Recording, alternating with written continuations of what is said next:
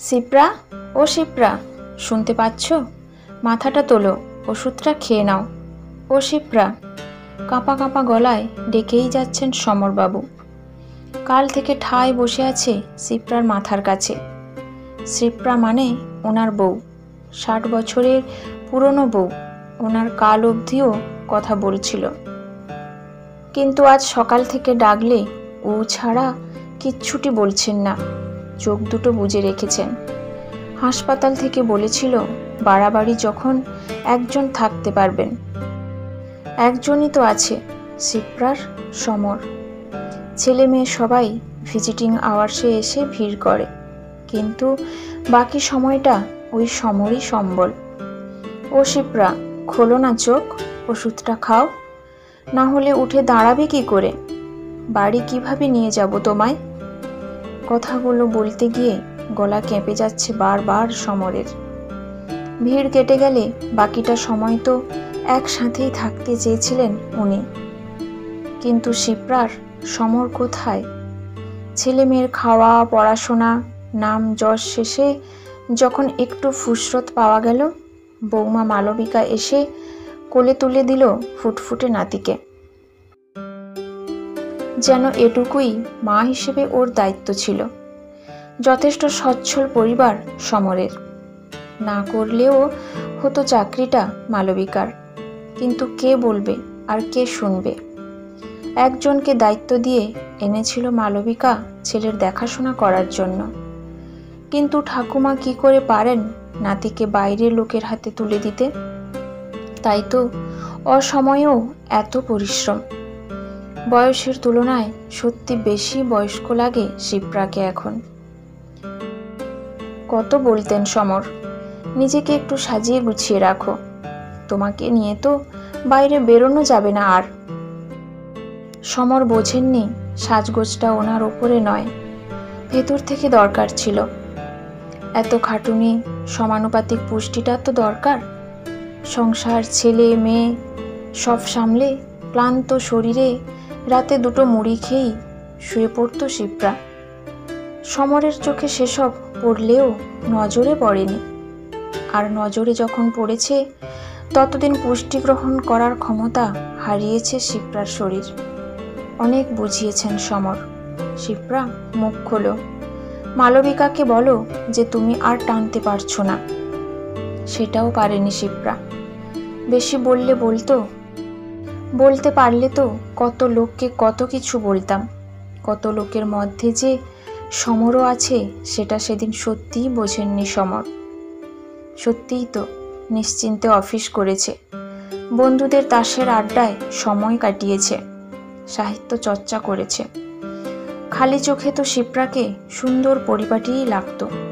বিকেলে অফিস থেকে ফিরে সমীর দেখতেন ওর থেকে 12 বছরের ছোট শিপ্রা কেমন ভারী কি এসেছে শরীরে। স্নান সেরে এক মুখ পান নিয়ে কি সুন্দর বিছানায় উঠে বসে টিভি দেখছে। কি করে জানবে ফুলে যাওয়া বা ফ্যাকাশে হওয়ার আর একটা নাম, কারণ রক্তাল্পতা। মনে হতো ওর থেকে বড় সুখী আর কে আছে পৃথিবীতে। অফিস থেকে ফিরে ওর সেই সুখ দেখে নিশ্চিন্তে তাসের আড্ডায় যেতেন সমর। কোনো দিনও কোনো অসুবিধার কথা বলেনি শিপ্রা। তাই হয়তো সমর হাওয়ায় গা ভাসিয়ে কাটিয়ে দিয়েছে ওর চাকরি জীবনের দিনগুলো। শিপ্রা, ওঠো, ওষুধটা খাও, আর কত অভিমান করে থাকবে, ওঠো। শিপ্রার মাথায় হাত বোলাতে বোলাতে বলেই যাচ্ছে সমর। শিপ্রা কখনো বলছে, কখনো পাত্তাও দিচ্ছে না। এখন বোধহয় শিপ্রারই সময়, তাই কি অবলীলায় এড়িয়ে যাচ্ছে সমরকে, যেমনভাবে এতদিন সমরও এড়িয়ে গিয়েছিল শিপ্রাকে। ও শিপ্রা, অমন করছো কেন? ও শিপ্রা। ও নার্স, দেখুন না কি হলো শিপ্রার। ও নার্স। বয়সকালে বোধহয় এমনটাই হয়, গলায় জোর কমে কান্না বেরিয়ে আসে। শিপ্রার শ্বাসকষ্ট দেখে এখনো এরকমটাই হচ্ছে সমরের। 234 নম্বর পেশেন্ট, আইসিইউতে শিফট করতে হবে, অবস্থা ভালো না। লোক পাঠাও। নার্স ফোনটা সমরের সামনেই করলেন। সমর দেখল ওর অমন সুন্দর বউটা কেমন খাটের সঙ্গে মিশে গেছে। মনে পড়ল 18 বছরের শিপ্রাকে। বিয়ে হয়ে এসে থেকেই কোমর অবধি চুল, ধবধবে সাদা গায়ের রং, পায়ে সারাদিন ঝুমঝুম নূপুরের শব্দ। কি সুন্দর মাথা ভর্তি সিঁদুর পরত। বন্ধুরা বলতো সমরকে, কি দারুণ বউ হয়েছে তোর। বালিশের তলায় হাত রাখছে সমর। এখানেই তো রাখলো মালবিকা। ওকে বলে সিঁদুরটা আনিয়েছিল শিপ্রা। ওদের নাকি সিঁদুর না পড়লে স্বামীর অকল্যাণ হয়। আচ্ছা, সমর এখন কি করলে শিপ্রার কল্যাণ করতে পারবে? কখনো তো ভাবেইনি এটা। ও মরতে মরতেও এটা ভাবছে যে ও সিঁদুর না পড়লে সমরের অকল্যাণ হবে। মেসোমশাই, আপনি একটু শান্ত হয়ে বসুন, আমাদের কাজ করতে দিন। পারলে ছেলে মেয়েদের খবর দিন। কিছু সিদ্ধান্ত নিতে ওনাদের দরকার। নার্সের হালকা ধমকে সরতে গিয়ে পাতলা বালিশের তলাতেই হঠাৎ হাত পেয়ে গেল সিঁদুরের কৌটোটা। মুঠো করে নিয়ে রাঙিয়ে দিল শিপ্রার ফ্যাকাশে সিঁথিতে।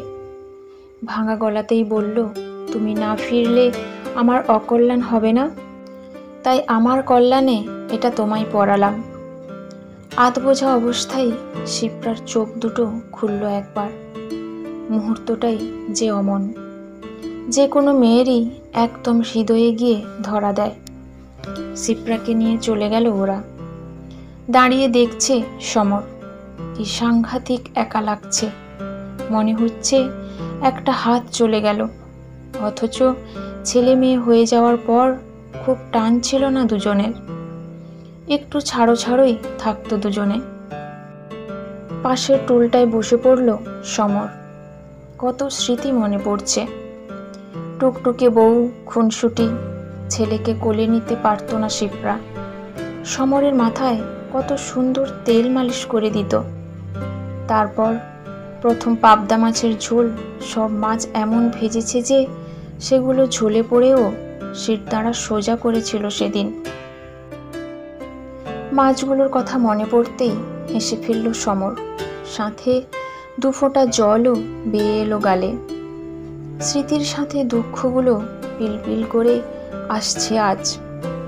জীবনভর অনেক সুখ থাকলেও ছুঁতে পারছে না সমরকে। ফিরে এসো শিপ্রা, ফিরে এসো। অনেকটা যত্ন বাকি আছে, দিতে হবে তোমাকে। না হলে, নিজের মনেই বলে কেঁদে ফেলল সমর। এ যাওয়াই শেষ যাওয়া নয়, ফিরে তো আসতেই হবে শিপ্রাকে। সমরের থেকে অনেকটা যত্ন পাওয়া বাকি আছে ওনার। শেষ বয়সে এসে এটাই তো প্রাপ্তি।